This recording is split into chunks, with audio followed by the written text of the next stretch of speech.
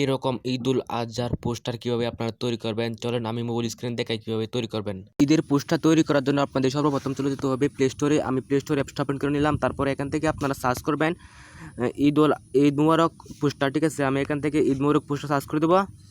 দেখেন উপরে কিন্তু ঈদ মুবারক পোস্টার চলে আসছে, আপনারা দেখতে পারবেন। এটা কিন্তু সার্চ করলে এটা আসবে, আপনারা ঈদ মুবারক পোস্টার এটা লিখে সার্চ করে দিবেন। তারপরে উপরে দেখতে পারবেন একটা অ্যাপ চলে আসবে, আপনারা এই অ্যাপসটা প্লে স্টোর থেকে ডাউনলোড করে নেবেন। আমরা কিন্তু এটা ডাউনলোড করা আছে। ঠিক আছে, আমার কিন্তু ডাউনলোড করা আছে, আপনার লোগো থেকে ডাউনলোড করে নেবেন।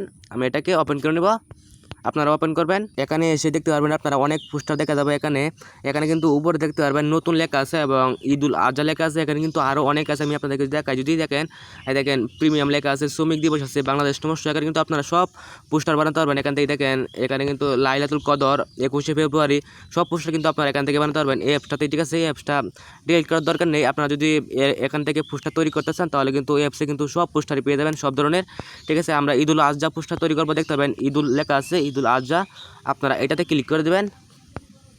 এখানে কিন্তু একটা অ্যাড আসতে পারে, আপনারা অ্যাডটা কেটে দিবেন। ঠিক আছে, তারপরে নিচে চলে যাবেন। নিচে কিন্তু অনেকগুলো ঈদুল আজহার পোস্টার আছে। এখানে কিন্তু তারেক জিয়া এবং অনেক নেতাদের পোস্টার আছে। আপনারা নেতাদের ঈদেও কিন্তু পোস্টার তৈরি করতে পারবেন। শিক্ষামন্ত্রীর পোস্টার আছে, জামাতের আছে, এনসিবির আছে। আপনারা এখান থেকে নিচে চলে গেলে দেখতে পারবেন। আমি এখান থেকে আপনাদের দেখাবো একটা যে কীভাবে আপনারা এখান থেকে পোস্টারে আপনাদের ছবি বসাবেন। তারপরে আপনার নাম কীভাবে লিখবেন। এখানে দেখতে পাবেন এখানে কিন্তু অনেক পোস্টার আছে।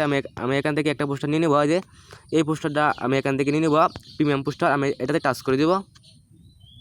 তারপরে এখানে আনলক ট্যাগ আছে, আপনারা এখান থেকে একটা অ্যাড দেখে এটা আনলক করে নেবেন। আমি এটাতে ক্লিক করে দিব।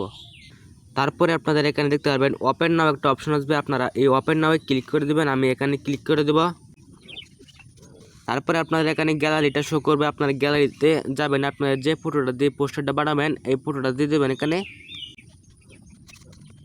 তারপরে আপনারা এখান থেকে স্কুপ করতে পারবেন, ছোটো বড়ো করতে পারবেন। আর এখানে ডান লেখা থাকবে উপরে, আপনারা ডানে ক্লিক করে দেবেন। তারপরে এখান থেকে আপনারা একটা অ্যাড আসতে পারে, এই অ্যাডটা আপনারা কেটে দেবেন। তারপরে এখানে কিন্তু ফটোটা মাঝখানে চলে আসবে, আপনারা এই যে এখানে মাঝখানে চলে আসছে, আপনারা এখানে ধরে আপনারা কিন্তু ছোটো বড়ো করতে পারবেন। এবং আমি এখানে ধরে নিচে নিচে নিয়ে আসবো। ঠিক আছে, দেখে নিচে নিয়ে আসছি। এবং আপনারা কিন্তু এখানে টাচ করে ছোটো বড়ো করতে পারবেন। এখানে আমি যেখানে টাচ করে বড় করে বড় হবে, ছোটো করলে ছোটো হবে। এখানে আপনারা সুন্দর করে এটা বসিয়ে দিবেন। যে আমি এটাকে সুন্দর করে বসিয়ে নেব, আপনারা কিন্তু এখানে সুন্দর করে বসিয়ে নেবেন। তারপরে এটা সুন্দর করে বসিয়ে নেওয়ার পর দেখতে পারবেন এখানে কিন্তু নাম অপশন আছে, যে নিচের নাম, আপনার নাম এবং আপনার পদবীর ঠিকানা এখানে কিন্তু আছে আপনাদের এখানে। আমি প্রথমে উপরটাতে ক্লিক করে দেব। তারপরে এখানে আপনার নামটা দিতে হবে, আমার নামটা আমি এখান থেকে দিয়ে দেব।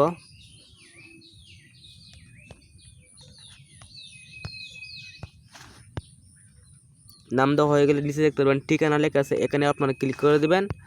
এখানে লিখতে হবে আপনাদের থানা এবং জেলা।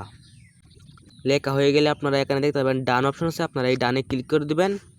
দেখতে পাচ্ছেন আমার এখানে নাম কিন্তু চলে আসছে এবং থানা এবং জেলাও কিন্তু চলে আসছে।